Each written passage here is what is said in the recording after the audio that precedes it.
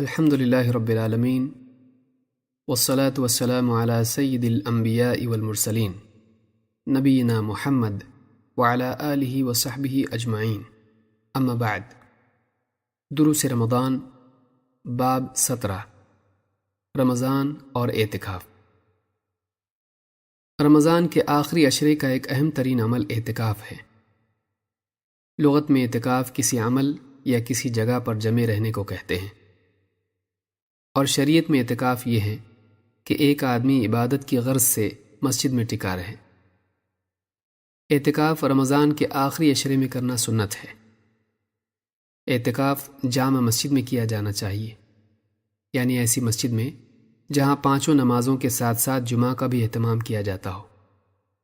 اعتکاف میں تمام برائیوں اور فضول کاموں سے بچتے ہوئے سب سے کٹ کر مسجد کے ایک حصے کو لازم پکڑ کر وہیں عبادت میں مصروف رہنا چاہیے۔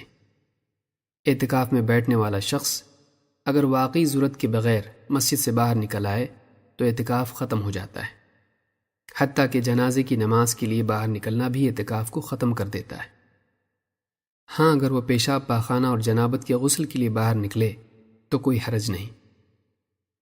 اعتکاف کی فضیلت اتنی زیادہ ہے کہ اللہ تعالیٰ نے ابراہیم علیہ السلام اور ان کے بیٹے اسماعیل علیہ السلام دونوں کو حکم دیا کہ وہ اعتکاف کرنے والوں کے لیے اللہ کے گھر یعنی مسجد حرام کو پاک صاف رکھیں۔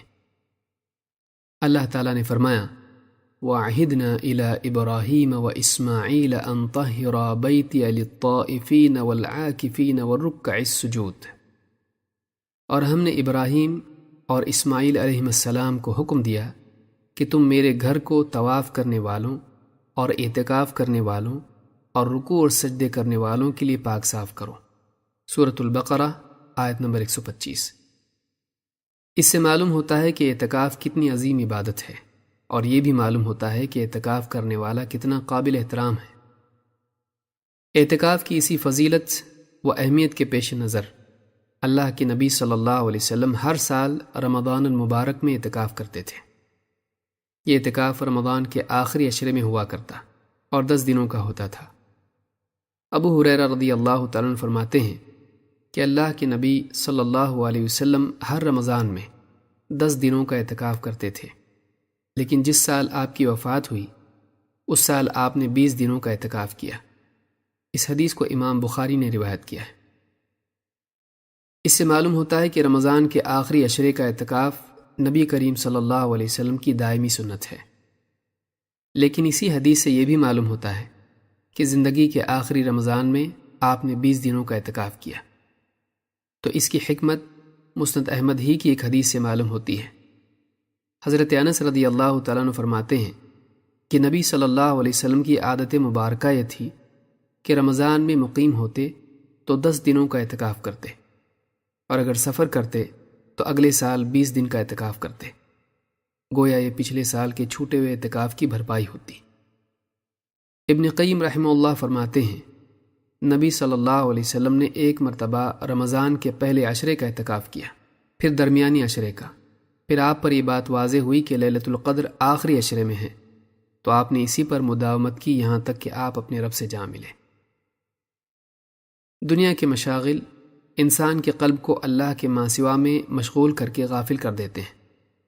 غفلت قساوت پیدا کرتی ہے، اور قساوت معصیت تک لے جاتی ہے۔ اعتکاف کا مقصد بندے کو تمام مشاغل سے کاٹ کر اللہ سے جوڑنا ہے۔ کھانا، پینا، سونا اور لوگوں سے تعلقات و کلام، یہ چاروں چیزیں ضرورت سے زائد ہو جائیں تو آدمی کا دل غفلت اور قساوت کا شکار ہو جاتا ہے۔ اعتکاف کا مقصد یہ ہے کہ آدمی کھانے پینے اور آرام میں کمی کے ذریعے اپنے نفس کو مادیت سے اوپر اٹھائے اور اپنی روحانیت کو ترقی دے، پھر مخلوق سے کٹ کر اپنی تنہائیوں میں اللہ کو یاد کرے، اس سے مناجات کرے اور اپنے حال و معال میں غور و فکر کرے۔ اس اعتبار سے اعتکاف اپنی زندگی کے مقصد پر غور و فکر کرنے اور نفس کی اصلاح کا بہترین ذریعہ ہے۔ اسی طرح وہ اللہ سے اپنے تعلق کو سنوارنے کا بہترین موقع ہے۔